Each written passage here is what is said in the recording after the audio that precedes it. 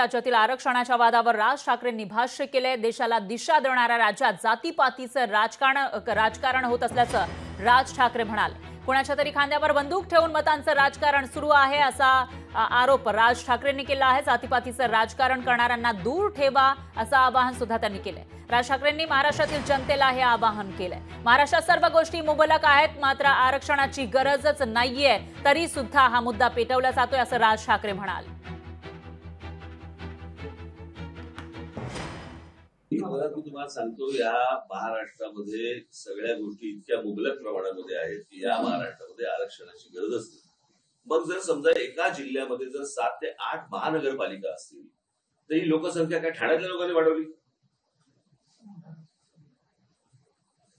म्हणजे बाहेरून येणाऱ्या लोकांचा लोंढा हा किती मोठ्या प्रमाणावरती आहे आणि मग ते तिथे त्या शहरांमध्ये आल्यानंतर त्यांची व्यवस्था लावण्यातच सरकारचा पैसा इतका खर्च होतो की इथे आमच्याकडे शेतकरी आत्महत्या करतायत, त्याच्याकडे आपल्याकडे लक्ष द्यायला नाहीये।